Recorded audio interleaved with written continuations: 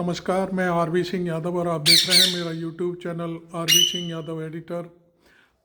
पिछले 2 दिनों से लगातार संसद में हार मानने के बाद भारतीय जनता पार्टी ने अब दिल्ली विधानसभा चुनावों के लिए ऐसे पोस्टर तैयार किए हैं कि वो डरावने लगते हैं। इस मामले में हम इन पोस्टरों की कहानी देश के जाने माने पत्रकार रवीश कुमार के जरिए आपको दिखाने जा रहे हैं। वो आप देखिए और पूरा एनालिसिस, एक एक चीज़ हम जनता के सामने पेश करेंगे। हमारा मकसद है कि देश दुनिया देखे कि हमारे भारत की राजधानी दिल्ली को किस तरह से भारतीय जनता पार्टी ने दर्शाया है। हालांकि मैं एक चीज़ और जोड़ दूं इसमें कि अभी तक राहुल गांधी ने जिन सांसदों को धक्का दिया था उस धक्के का वीडियो अभी तक जारी नहीं किया गया है और चूँकि वो वीडियो गवाही में काम आएगा, खैर वो जांच का विषय है, आगे चलेगा। लेकिन आज भारतीय जनता पार्टी ने तो हद ही कर दी है कि दिल्ली को बियाबान जंगल की तरह पेश किया है। तो देखें ये वीडियो भाई रवीश कुमार के साथ मेरा ये वीडियो। इस पोस्टर को आप दिन में देखें या रात में, लगता है दिल्ली से बिजली चली गई है, सूरज डूब गया है। बीजेपी के इन पोस्टरों को देखकर लग रहा है कि दिल्ली वाले भूत बन चुके हैं। चारों तरफ डार्क ही डार्क और अंधेरे को चीरती हुई दिल्ली वालों की ओवरसाइज मैग्नीफाइंग आंखें पूछ रही हैं, क्या यही है मेरी दिल्ली? हर पोस्टर में सारे किरदार एक ही भाव से पूछ रहे हैं, क्या यही है मेरी दिल्ली? इन्हें देखकर मेरा इनसे पूछने का मन कर गया, क्या ऐसे ही हैं मेरी दिल्ली के लोग? उनका ये हाल हो गया है। हमने कई पोस्टर देखे, किसी में कोई नहाया हुआ नहीं दिखा। लग रहा है दिल्ली में महाप्रलय आया था, उसके बाद यही 10 लोग बच गए जो पोस्टर की ऊंचाई से दिल्ली वालों से पूछ रहे हैं, क्या यही है मेरी दिल्ली?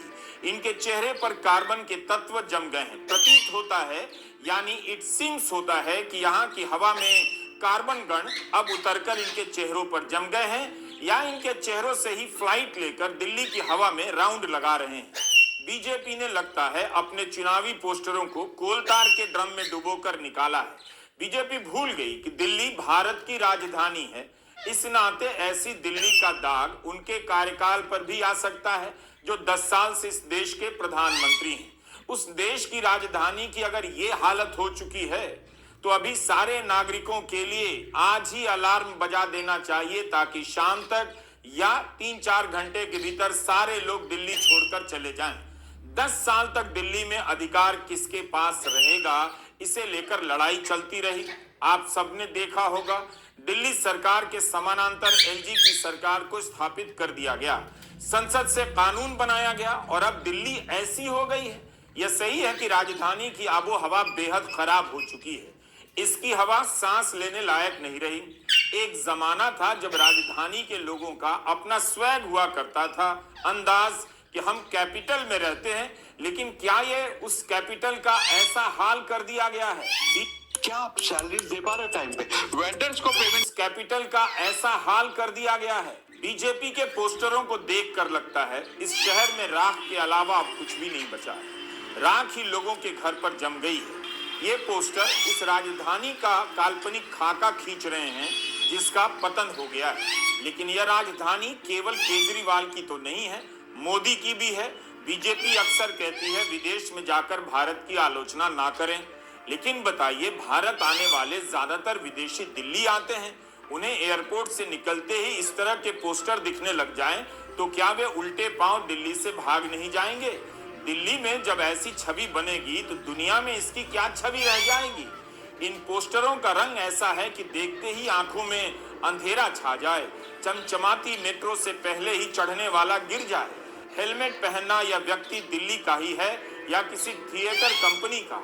कम से कम हेलमेट तो उतार लेता फोटो खिंचाते वक्त। सड़क टूटी है तो उसे दिखाना था, पूरी दिल्ली को इस तरह अंधेरे में क्यों डुबाना था? राजीव चौक मेट्रो के बीचों बीच ये पोस्टर लगा है। कैमरे में घूरते हुए इस शख्स की तस्वीर पर लिखा है, जहां मेरा घर कच्चा और शीश महल हो पक्का, क्या ये है मेरी दिल्ली? पूर्व मुख्यमंत्री केजरीवाल के सरकारी आवास को लेकर बीजेपी आरोप लगाती है कि आलीशान जिंदगी जी रहे थे, काफी पैसा खर्च किया गया और दिल्ली वाले कच्चे मकान में रहने के लिए मजबूर थे। पंखा से लेकर मुख्यमंत्री आवास में रखे गए फ्रिज तक की कीमत की मीडिया में व्यापक रूप से चर्चा हो चुकी है। अब यहाँ दो बातें, एक केजरीवाल जिस सरकारी आवास में रहते थे उसकी, और दिल्ली में कच्चे मकानों की। इस पोस्टर में मुख्यमंत्री के आवास को शीश महल कहा गया है और उसके मुकाबले कच्चे घर में रहने वाले दिल्ली के नागरिक को दिखाया गया है। तो हमने राष्ट्रीय सांख्यिकी कार्यालय एनएसओ का आंकड़ा देखा कि दिल्ली में कितने कच्चे मकान हैं। तो इस आंकड़े के अनुसार भारत की राजधानी दिल्ली में 99.9% मकान पक्के हो चुके हैं। तो क्या बीजेपी के लिए पोस्टर बनाने वालों ने डेटा भी चेक नहीं किया? जिस शहर में 99.9% मकान पक्के हों, उसकी पहचान कच्चे मकानों में रहने वाले नागरिकों की बनाई जा रही है। क्या अच्छा नहीं होता कि केजरीवाल के शीश महल की तुलना प्रधानमंत्री के लोक निवास से कर दी जाती? अशोका यूनिवर्सिटी के centre for economic data and analysis की ध्रुविका धमीजा ने जून 2023 में एक रिपोर्ट तैयार की कि मध्य प्रदेश में सिर्फ 70% घर ही पक्के हुए हैं। मध्य प्रदेश में बीजेपी 20 साल से अधिक समय से सरकार में है और वहां दिल्ली की तरह खिचड़ी सरकार नहीं, संपूर्ण सरकार है। दिल्ली की 8.8% आबादी झुग्गियों में रहती है। यह भी कोई मामूली संख्या नहीं। बीजेपी को अपने पोस्टरों में इसके बारे में बताना चाहिए था कि केंद्र की मोदी सरकार ने झुग्गियों के विकास के लिए कितने पैसे दिए और उन पैसों से क्या बदलाव आया, उसकी तस्वीर पोस्टर में लगानी चाहिए थी। कम से कम अंधेरे में डूबी दिल्ली के पोस्टर बनाने से अच्छा रहता बीजेपी अपने पोस्टर में प्रधानमंत्री आवास योजना के तहत बने शीश महलों की तस्वीर लगा देती और दिल्ली वालों को दिखा देती। बीजेपी के साथ साथ आम आदमी पार्टी को भी दिखाना चाहिए उन्होंने कितने पैसे दिए झुग्गियों के विकास के लिए और क्या बदलाव आया।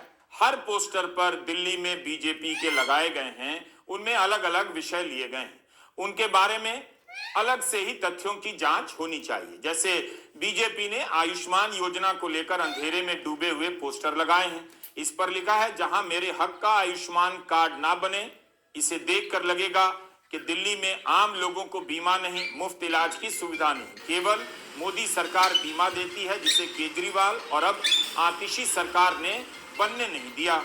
आम आदमी पार्टी ने भी एक पोस्टर जारी कर इसका काउंटर किया है। इस पोस्टर में लिखा है, पूरे देश के 140 करोड़ लोगों के लिए आयुष्मान योजना का बजट है 7,000 करोड़ और केवल 3 करोड़ दिल्ली वासियों के लिए स्वास्थ्य का बजट है 9,000 करोड़। क्या बीमा योजना की तुलना दिल्ली के समग्र स्वास्थ्य बजट से की जा सकती है? भारत सरकार का स्वास्थ्य बजट 91,000 करोड़ है। यह भी काफी कम है। वैसे तो आप दिल्ली वाले हैं तो कम से कम पोस्टर तो ठीक से देखा कीजिए। इसके अलावा आम आदमी पार्टी ने एक और वीडियो बनाया जिसमें बताया जा रहा है कि घर में पंखा, स्कूटर और टीवी होने से आयुष्मान कार्ड नहीं बनेगा। इसलिए आम आदमी पार्टी सरकार ने दिल्ली वालों के लिए संजीवनी नाम से एक नई योजना बनाई। इसके तहत 60 साल से अधिक उम्र के लोगों को मुफ्त इलाज की सुविधा दी जा रही है। बीजेपी और आम आदमी पार्टी के पोस्टरों में जो दावे किए जा रहे हैं, उम्मीद है मीडिया में अलग अलग दावों को लेकर विस्तार से बात होगी और जनता दोनों के पोस्टर देखकर तुलना करेगी।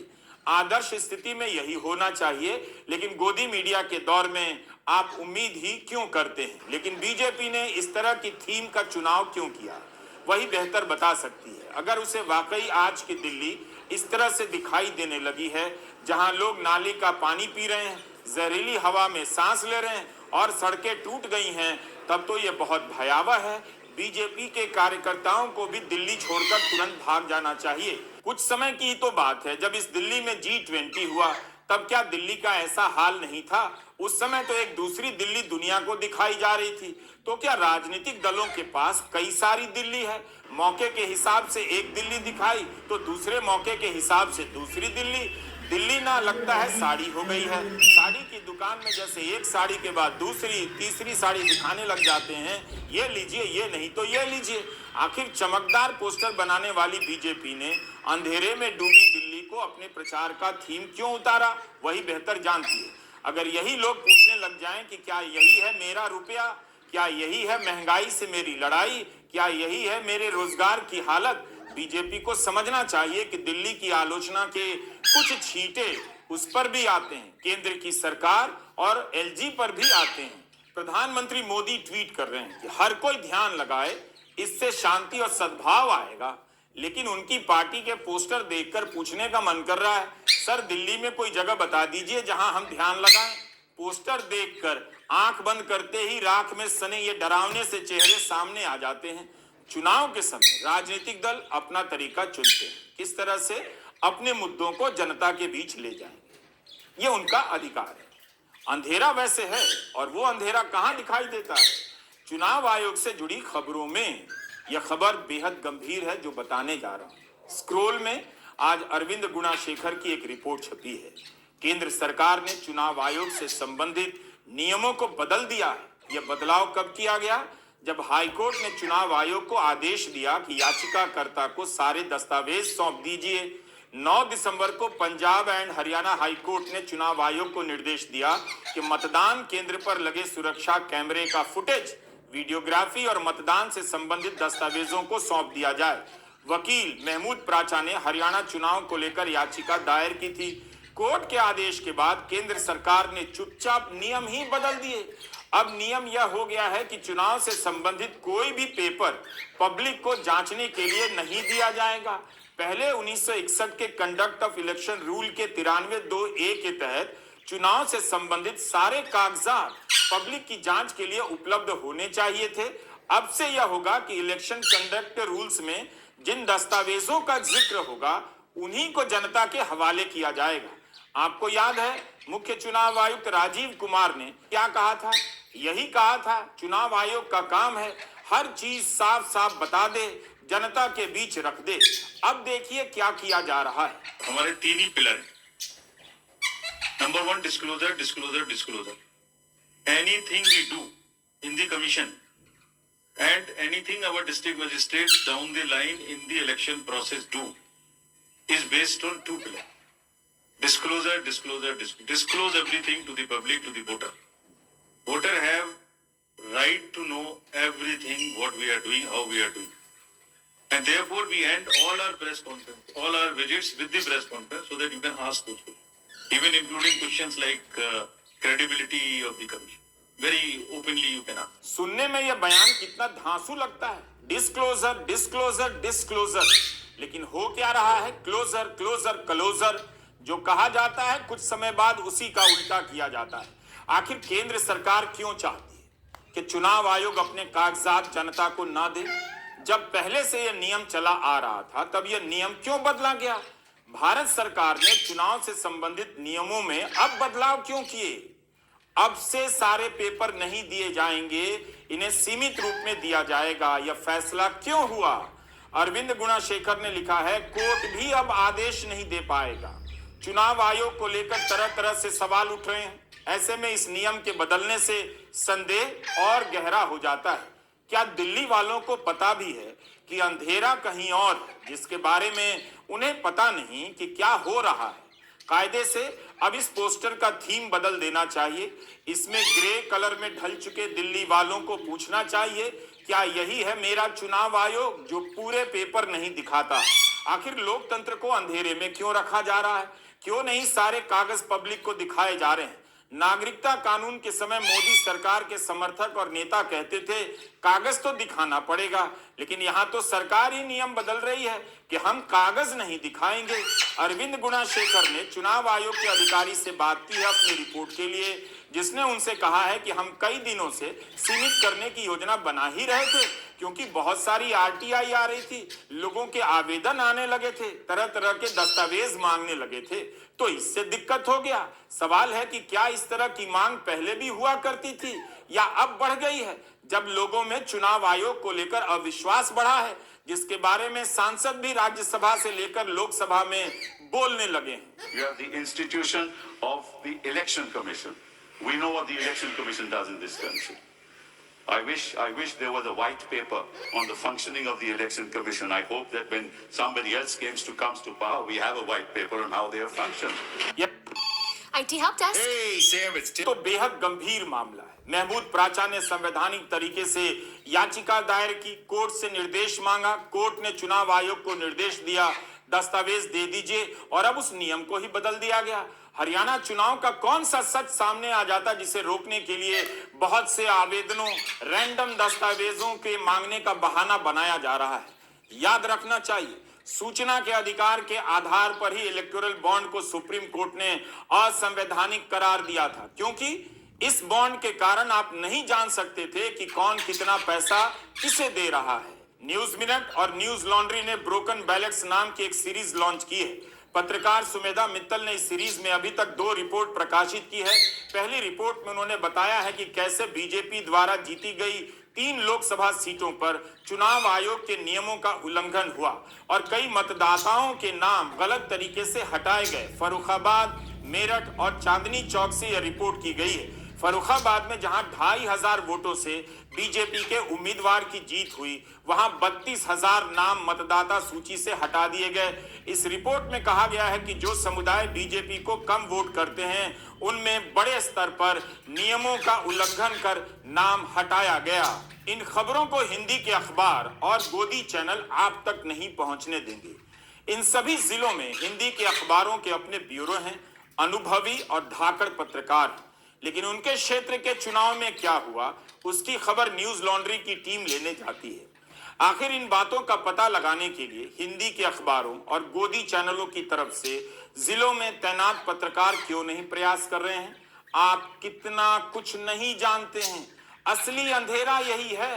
अंधेरा वह नहीं जो इस पोस्टर में दिखाया जा रहा है। दिल्ली के इन पोस्टरों जैसा भारत का लोकतंत्र होता जा रहा है, उसका चुनाव होता जा रहा है। हम नहीं कह रहे कि साफ हवा, साफ पानी का सवाल छोटा है, लेकिन इन सवालों के जवाब आपको तभी मिलते हैं जब आप मतदान के अधिकार का प्रयोग करते हैं और मतदान की पूरी प्रक्रिया संदेहों से मुक्त होती है। क्या गोदी मीडिया जोर जोर से आप तक इस खबर को पहुंचा रहा है कि अमेरिका में पेगासस बनाने वाली कंपनी NSO का कारनामा पकड़ा गया है?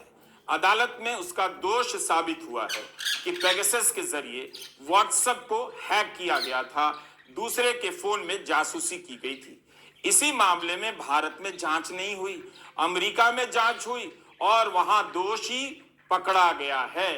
गोदी मीडिया में खबरें गुलाम हो गई हैं और अब आपके लिए संवैधानिक संस्थाओं से भी सूचना लेना मुश्किल किया जा रहा है। अंधेरे की लंबाई, चौड़ाई और गहराई बढ़ती जा रही है। असली अंधेरा सूचना का अंधेरा है। आप नहीं जान पाते कि दिल्ली की हवा किसकी वजह से खराब है। उस हवा को ठीक करने के लिए केंद्र ने क्या किया और दिल्ली सरकार ने क्या किया। बस आप एक पोस्टर देखते हैं जिसमें दिल्ली के नागरिक राख में डूबे हैं, बड़ी बड़ी आंखों से घूर रहे हैं। दरअसल यही उनकी अवस्था है। जिन्हें कुछ पता नहीं, उनकी आंखें अंत में उदास ही नजर आएंगी। आपको ये एनालिसिस कैसा लगा ज़रूर बताएं, और अभी तक आपने मेरा चैनल या सब्सक्राइब नहीं किया है तो ज़रूर कर लें। Thank you very much. मैं RB सिंह यादव।